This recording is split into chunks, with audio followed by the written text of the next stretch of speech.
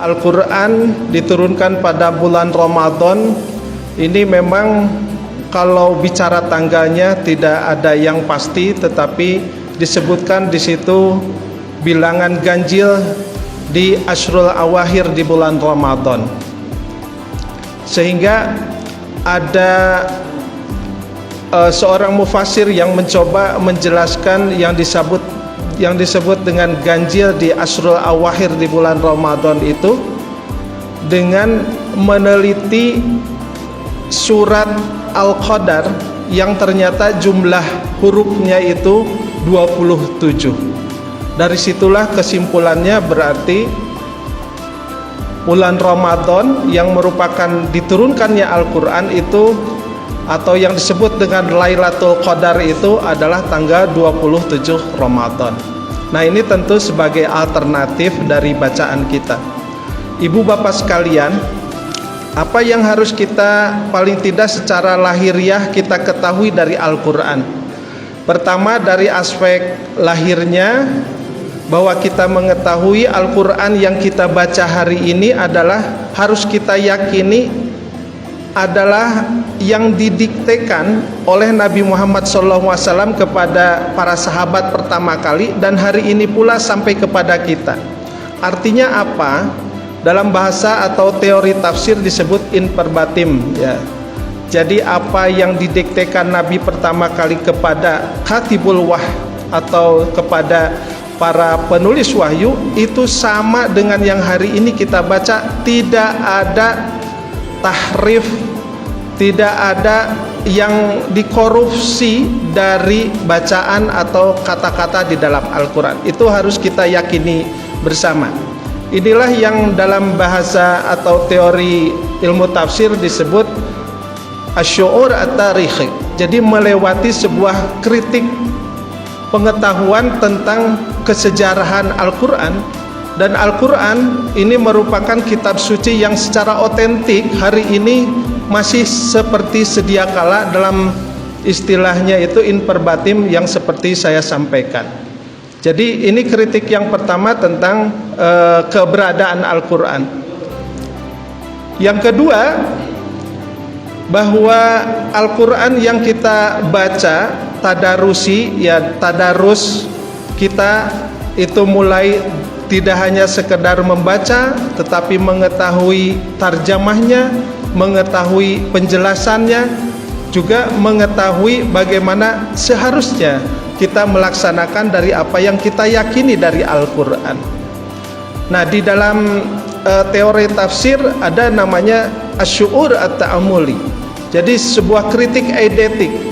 Kritik eidetik itu diberlakukan bagaimana setelah kita membaca, meyakini bahwa bacaannya itu dari Al-Quran, ya, tidak hanya sekedar kata yang merupakan jumlah huruf, tetapi masing-masing huruf yang ada di dalam Al-Quran yang kita baca itu merupakan ibadah, tetapi juga harus dilanjutkan dengan pembacaan eidetik. Pembacaan bagaimana menjelaskan kata-kata Al-Quran dengan pertama dari apa yang disebut dengan tahlil madmum.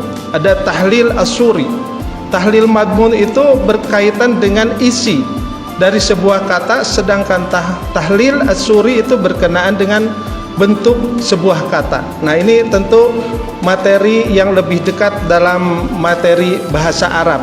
Nah, tetapi dari situ juga bisa diketahui bagaimana kita memahami sebuah Al-Quran dari aspek bentuk kata. Jadi kalau di dalam teori tafsir disebutkan ada istilah isim yang disebut dengan isim atau kata benda, ada juga yang diungkapkan dengan kata kerja atau verbal. Nah, ini tentu berimplikasi dalam pemahaman. Contohnya kalau isim itu berarti statis, demikian juga kalau fiil itu dinamis. Nah, implikasi pengetahuan dari asy'ur at-ta'amuli itu seperti itu. Yang ketiga adalah asy'ur al-amali. Jadi kritik praksis. Jadi bagaimana setelah kita membaca mengimani, meyakini bahwa bacaan kita adalah merupakan pahala, dilanjutkan dengan terjemahan dan penafsirannya. Lalu yang ketiga adalah aspek pengamalannya. Nah, ini kira-kira apa yang harus kita lakukan terhadap pedoman kita yang disebut dengan Al-Quran. Kembali kepada sejarahnya tadi, bahwa Al-Quran sudah final, jumlah kata, ya, jumlah huruf, jumlah surat yang ada di dalam Al-Quran itu sudah final. Kita mengetahui ada 114 surat. Nah, yang barangkali supaya lebih dekat lagi, apakah Al-Quran itu diturunkan secara sekaligus? Dalam sejarahnya tidak sekaligus.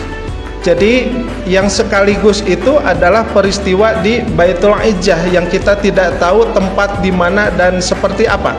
Tetapi dalam proses sejarah kemudian Al-Quran turun kepada Nabi Muhammad melewati malaikat Jibril itu dalam rentang waktu 22 tahun 2 bulan 18 hari. Ada yang menyebutkan 22 tahun. Saya kira ini untuk pembelajaran mengingat angka, ya. Tetapi kalau kita lebih detail belajar ulumul Quran tidak seperti itu. Nah, sekitar 23 tahun itu kapan dimulainya? Yaitu dalam sejarah disebutkan bahwa ketika Nabi Muhammad SAW usia 40 tahun. Kita mengetahui dalam beberapa sejarah memang banyak dikatakan ada yang tahun 571 Masehi, ada yang tahun 570. Nah, berdasarkan penelaahan kami bahwa yang lebih valid 570, maka 40 tahun itu artinya usia Nabi 40 tahun menerima Al-Quran itu sekitar tahun 610 Masehi. Nah, ini bisa diketahui. Ya, ini ada dalam sejarah, ya. Artinya bukan sesuatu yang dikarang-karang. 610 Masehi kemudian berlangsung penurunan Al-Quran, masa yang disebut dengan periode Makkiyah, sampai berakhir periode Makkiyah ini ketika Nabi melangsungkan namanya migrasi atau hijrah dari Makkah ke Madinah tahun 622. Artinya 12 tahun periode Makkah. Lalu berikutnya periode Madinah yang diterima oleh Nabi wahyu berupa Al-Quran itu sampai Nabi wafat tahun 632 Masehi. Genap kalau hitungan Masehi, maka Nabi meninggal di usia 62 tahun. Tetapi berbeda dengan hitungan Qamariyah, ya. Ada yang menyebut 63 tahun. Baik. Nah, ini dari kilas sejarah. Lalu apa isi dari Al-Quran tersebut?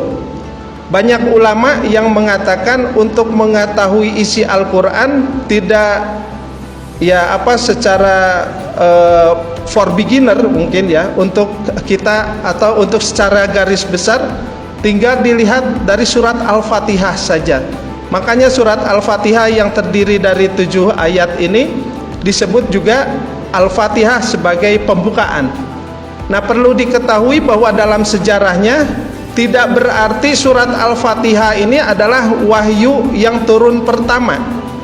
Bahwa surat Al-Fatihah sebagai surat yang secara lengkap diturunkan, diterima oleh Nabi, itu iya. Tetapi wahyu yang pertama kita mengetahui adalah surat Al-Qadar, surat yang ke-96 dalam mushaf Al-Quran. Sedangkan surat Al-Fatihah memang turun pada yang kelima, ya, secara lengkap dari urutan wahyu yang ada. Baik, nah ini kemudian kenapa disimpan di awal, ya, seperti arahan, ya. Ini karena kita mengetahui bahwa pembukuan atau proses Al-Quran dijadikan menjadi satu itu pada masa Khalifah Utsman bin Affan yang menempatkan surat Al-Fatihah di awal mushaf. Jadi surat Al-Fatihah, surat pembukaan. Nama lain surat Al-Fatihah disebutkan di dalam Al-Quran itu adalah Sab'ul Masani.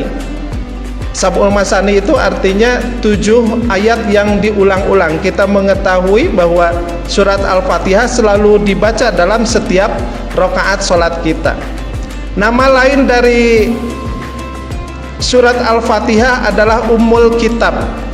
Ummul Kitab, Ummul, induknya Alkitab, induknya Al-Quran, babonnya Al-Quran. Karena apa? Karena kita akan mengetahui isi dari seluruh Al-Quran itu bisa terlihat di surat Al-Fatihah.